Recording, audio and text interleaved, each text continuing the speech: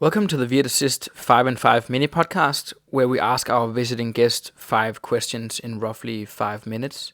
This week, our expert guest is Duyen Pham. She has collaborated with over 200 startups, businesses worldwide, including major brands from Dubai, Australia, Germany, and the US. She has supported international brands in establishing and operating their businesses in Vietnam, and she has coached more than 100 students to become professional VAs in various niches, from executive assistants, sourcing to market research, Airbnb management, etc. As always, remember to subscribe to our YouTube channel, and otherwise, enjoy. What do you think makes or might make Vietnamese freelancers stand out to Western employers, in your opinion? So for your question, I think there are three main factors for the Vietnamese freelancer stand out. The first one is the economy shift from China to Vietnam, or from other countries like Bangladesh, Myanmar to Vietnam, because there's so much going on now in the world, and the tax war between China and the US make my clients have to seek for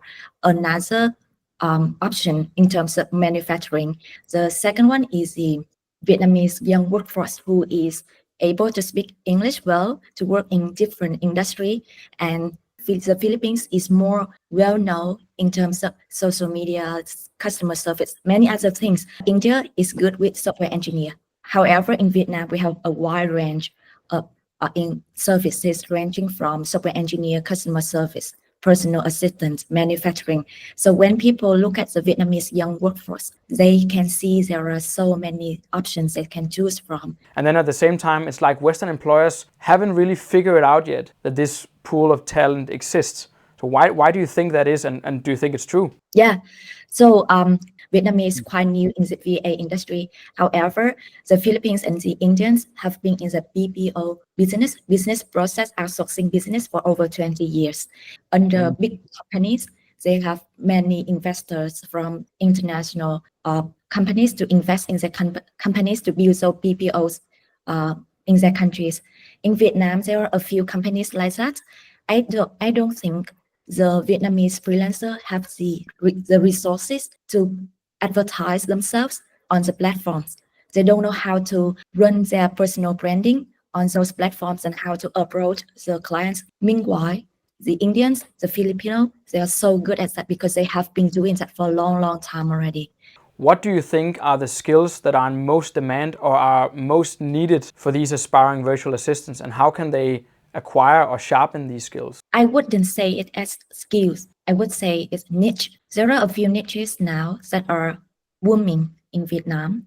The first one is sourcing, the market research, because people want to know what is in the Vietnam market. The third one is e-commerce. Some expats living here, they want to know how to sell products on the Vietnamese e-commerce, not only the international e-commerce like Amazon or Etsy.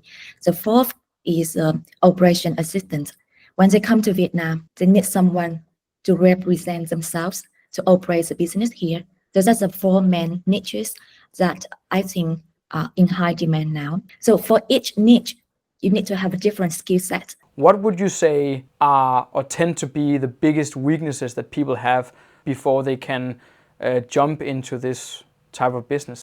I think there are two main challenges. The first one is the language and cultural barriers. But to be honest, it's not really about the language barrier, it's more about the mindset. I always tell my students, you have the mental block because they didn't have much experience talking to the Western clients, even though they can think of all of this really good in their mind, but they can't speak it out. 70 to 80% of my clients working with me, they work through text, email, and chat.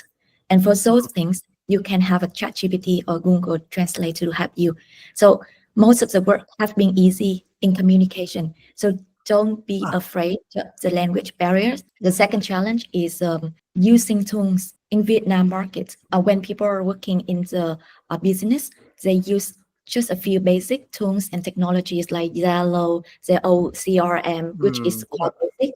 However, with international clients, each of them has different ecosystem and the tools and technology. If you look at the CV or portfolio as a Filipino, they have so many tools they can do. Right. So before Amazon, different CRM, but for Vietnamese, they're just like a few Microsoft or Google or Zoom. So the tools and technology are what stopping people from getting more jobs. So I think those are the two biggest challenges for now. How do you attract clients? So there are a few steps they need to take. The first one is to understand what a VA is and what actually is the client's needs. So it will turn to the second step is to understand your customer persona, who you are aiming to serve, to offer your service. People going to the Vietnam market or people staying in their home to outsource their work. So that's a different customer personas. So different customer personas will have